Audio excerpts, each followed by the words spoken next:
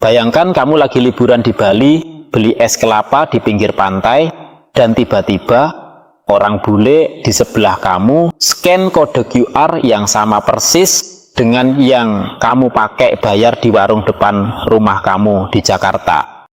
Dia dari Malaysia. Kode yang dia scan tuh do it now. Tapi transaksinya berhasil di Indonesia tanpa tukar uang, tanpa ribet. Kamu pikir itu keajaiban teknologi? Bukan. Itu hasil dari sebuah kesepakatan besar yang kebanyakan orang Indonesia bahkan belum tahu sedang terjadi di bawah hidung mereka. Kalau kamu sedang nonton video ini sekarang, bantu aku buktikan sesuatu. Teman aku dari Singapura bilang, konten kayak gini nggak akan ditonton lebih dari 1.000 orang karena katanya warga Indonesia nggak peduli sama isu keuangan digital. Aku nggak percaya itu. Aku percaya kita justru yang paling cepat adopsi teknologi baru di Asia Tenggara. Buktikan dia salah. Like video ini, subscribe kalau belum, dan tunjukkan bahwa Indonesia selalu support sesama. Assalamualaikum dan selamat datang. Oke, sebelum kita masuk lebih dalam, aku mau kasih tahu dulu apa yang sebenarnya sedang kita bicarakan. Ini bukan cuma soal dua aplikasi bayar-bayar biasa. Ini soal bagaimana Indonesia dan Malaysia sedang membangun jembatan keuangan digital yang bisa mengubah cara puluhan juta orang bertransaksi setiap harinya. Dan yang paling mengejutkan, proses perpindahan ini sudah berjalan, bahkan sebelum banyak dari kita menyadarinya. Kita mulai dari dasarnya dulu, biar semua orang sejajar. QRIS itu singkatan dari Quick Response Code Indonesian Standard. Diluncurkan oleh Bank Indonesia pada tanggal 17 Agustus 2019, tepat di hari kemerdekaan. Bukan kebetulan, itu sinyal. Indonesia ingin menunjukkan bahwa kemerdekaan finansial digital adalah bagian dari identitas nasional kita. Satu kode QR bisa dipakai untuk semua aplikasi dompet digital, data di GoPay, OVO, Dana, ShopeePay, sampai mobile banking BCA, BRI, Mandiri, semuanya. Kamu nggak perlu punya semua aplikasi itu. Cukup satu. Do it now di Malaysia konsepnya mirip. Diluncurkan oleh Payments Network Malaysia atau PayNet pada tahun 2018. Tujuannya sama, menyatukan semua sistem pembayaran digital Malaysia di bawah satu infrastruktur. Touch and Go, Maybank QR Pay, CIMB Pay, semua bisa pakai satu QR. Dua sistem yang beda negara, tapi visinya sama. Dan disinilah cerita mulai menarik. Pada November 2023, Bank Indonesia dan Bank Negara Malaysia mengumumkan sesuatu yang cukup bersejarah. Mereka menghubungkan QRIS dan Do It Now secara langsung. Artinya, pengguna Do It Now di Malaysia bisa bayar di merchant QRIS Indonesia. Dan sebaliknya, pengguna QRIS Indonesia bisa bayar di merchant Do It Now Malaysia. Real time, tanpa perlu tukar uang fisik dulu. Konversi kurs terjadi secara otomatis di belakang layar. Kedengarannya simpel, tapi ini sebenarnya luar biasa. Coba bayangkan kamu naik bus dari Johor Bahru masuk ke Singapura, tapi versi digital lintas batas antara Indonesia dan Malaysia. Sebelumnya, kalau turis Malaysia datang ke Bali, mereka harus tarik rupiah dulu, cari money changer, kena rate yang kadang nggak bersahabat, bawa uang tunai kemana-mana, dan kalau sisa nggak sempat ditukar balik. Ribet. Sekarang, mereka cukup buka aplikasi mereka, scan QR di warung sate di Seminyak, dan selesai. Tapi tunggu, ini bukan cuma soal kemudahan turis.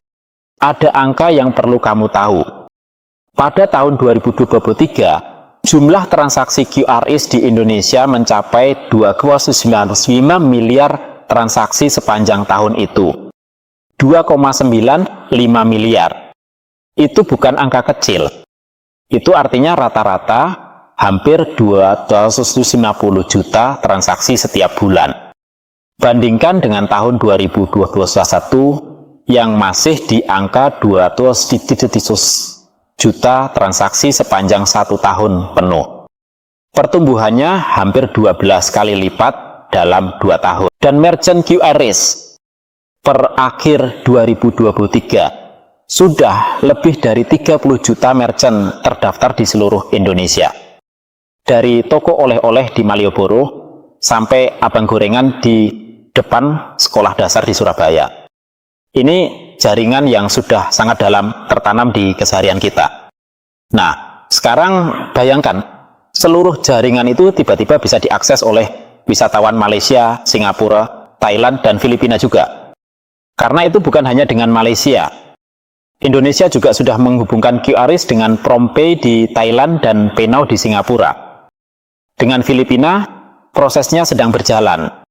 Ini bagian dari inisiatif yang disebut ASEAN Payment Connectivity, sebuah visi besar untuk menyambungkan sistem pembayaran digital seluruh Asia Tenggara tanpa harus lewat dolar Amerika dulu. Ya, selama ini banyak transaksi lintas negara harus dikonversi ke USD dulu, baru ke mata uang tujuan. Mahal, lambat, dan nggak efisien. Dengan sistem baru ini, rupiah bisa langsung ke ringgit, langsung, tanpa perantara dolar.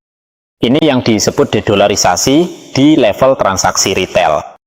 Dan Indonesia sedang memimpin prosesnya di kawasan. Tapi jujur, ada hal yang perlu kita akui juga. Integrasi ini nggak langsung sempurna begitu diluncurkan. Ada tantangan nyata yang masih harus diselesaikan. Pertama, soal edukasi. Banyak pedagang di Indonesia yang belum tahu bahwa QR mereka sekarang bisa di-scan oleh orang Malaysia. Mereka nggak tahu harus bagaimana kalau ada turis asing yang mau bayar pakai duit now. Apakah uangnya masuk? Berapa nominalnya? Kursnya gimana? Ini bukan masalah teknologinya. Teknologinya sudah jalan. Ini masalah sosialisasi yang masih perlu diperluas. Kedua, ada juga soal limit transaksi. Saat ini, transaksi lintas batas QRIS dan Duit Now punya batas maksimal tertentu per transaksi. Ini dilakukan untuk menjaga stabilitas dan mencegah penyalahgunaan. Masuk akal, tapi perlu diperlonggar seiring waktu. Ketiga, tidak semua dompet digital otomatis mendukung transaksi lintas batas ini. Kamu perlu cek dulu apakah aplikasi yang kamu pakai sudah punya fitur ini atau belum. Tapi, meskipun ada tantangan-tantangan itu, arahnya jelas dan momentumnya nyata. Coba kita lihat dari sisi yang lebih besar lagi. Jumlah wisatawan Malaysia ke Indonesia itu bukan angka kecil. Pada tahun 2023, Malaysia menjadi salah satu dari 5 besar sumber wisatawan mancanegara ke Indonesia. Jutaan orang. Dan sebaliknya, banyak TKI dan pekerja migran Indonesia di Malaysia yang rutin kirim uang pulang ke keluarga. Remitansi. Ini sektor yang sangat besar dan biayanya selama ini mahal karena harus lewat berbagai perantara. Koneksi QRIS dan Duit Now membuka kemungkinan untuk merampingkan alur uang ini. Bukan hanya untuk bayar belanja, tapi secara bertahap bisa menjadi bagian dari ekosistem pengiriman uang yang lebih efisien. Bayangkan, Mas Budi yang kerja di Kuala Lumpur bisa transfer uang ke rekening istrinya di Purwokerto dengan biaya yang jauh lebih rendah dari sebelumnya, langsung dari aplikasi di ponselnya tanpa antre di gerai remitansi. Itu bukan mimpi, itu arah yang sedang dibangun sekarang. Dan disinilah cerita ini jadi benar-benar penting. Kita sering fokus pada teknologi pembayaran sebagai soal kenyamanan, tap, scan, bayar, praktis. Tapi sebenarnya di balik setiap transaksi digital itu ada sesuatu yang jauh lebih besar, yaitu kedaulatan keuangan. Siapa yang mengontrol infrastruktur pembayaran suatu negara, dia punya pengaruh besar atas ekonomi negara itu. Selama ini, banyak transaksi digital internasional dikuasai oleh jaringan kartu kredit berbasis Amerika seperti Visa dan Mastercard. Mereka efisien, ya. Tapi mereka juga ambil biaya, mereka punya akses ke data transaksi, dan mereka beroperasi di bawah regulasi negara lain. Dengan QRIS yang terhubung langsung ke DuitNow, PromptPay, dan PayNow, Indonesia dan negara-negara ASEAN lainnya sedang membangun infrastruktur alternatif yang dikendalikan sendiri. Ini bukan anti globalisasi, ini tentang punya pilihan. Punya kendali Bank Indonesia menyebutnya sebagai bagian dari blueprint sistem pembayaran Indonesia 2025. Sebuah peta jalan yang komprehensif untuk membawa Indonesia menjadi salah satu pemimpin ekosistem pembayaran digital di dunia. Dan kalau kamu lihat angka-angkanya, Indonesia punya modal yang sangat kuat untuk itu. Penetrasi smartphone di Indonesia sudah melampaui 70% dari populasi. Generasi muda kita yang lahir antara tahun 1995 sampai 2010 adalah generasi yang tumbuh bersama internet dan digital payment. Mereka nggak perlu diedukasi ulang dari nol. Mereka tinggal dikasih sistem yang lebih baik dan mereka langsung adaptasi. Ingat betapa cepatnya GoPay dan OVO menyebar. Dalam waktu 3-4 tahun saja, mereka mengubah cara jutaan orang Indonesia bertransaksi sehari-hari. QRIS tinggal menyatukan itu semua di bawah satu standar nasional. Jadi, kembali ke pertanyaan awal tadi. Mengapa jutaan orang beralih dari DuitNow ke QRIS tanpa menyadarinya? Jawabannya bukan karena mereka pindah dari satu ke yang lain secara harfiah, tapi karena kedua sistem itu sekarang sudah menyatu. Pengguna DuitNow yang liburan ke Lombok dan bayar pakai QR di sana, dia sedang menggunakan QRIS tanpa sadar. Pengguna QRIS yang jalan-jalan ke Pineng dan scan kode di kedai Carkweteo, dia sedang menggunakan DuitNow tanpa harus download aplikasi baru atau tukar uang di Money Changer. Perpindahan itu terjadi secara transparan, di balik layar, tanpa drama. Dan itulah justru yang paling keren dari semua ini. Teknologi terbaik adalah teknologi yang kamu pakai tanpa harus memikirkan cara kerjanya. Sekarang aku mau tinggalkan kamu dengan 3 poin yang paling penting dari semua yang kita bahas tadi. Pertama, QRIS bukan cuma sistem pembayaran lokal lagi. Dia sudah jadi bagian dari jaringan pembayaran regional Asia Tenggara yang sedang terus berkembang. Setiap kali kamu scan QR di warung, kamu sedang berkontribusi pada ekosistem yang jauh lebih besar dari yang kamu bayangkan.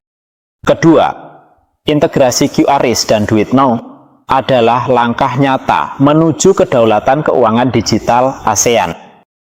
Ini bukan cuma soal praktis. Ini soal siapa yang memegang kendali atas infrastruktur ekonomi kita di masa depan. Ketiga, ini baru permulaan.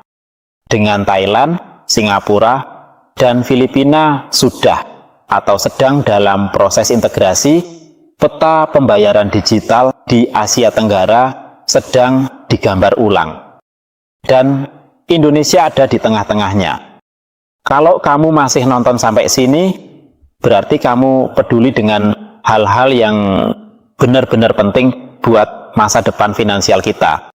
Dan itu bukan hal kecil. Like video ini kalau kamu ngerasa dapat sesuatu yang baru hari ini. Subscribe kalau kamu mau terus update soal topik-topik kayak gini. Dan tulis di kolom komentar kamu sudah pernah pakai QRIS untuk bayar di luar negeri atau belum. Aku penasaran. Karena revolusi ini sudah berjalan. Dan kita semua bagian dari ceritanya.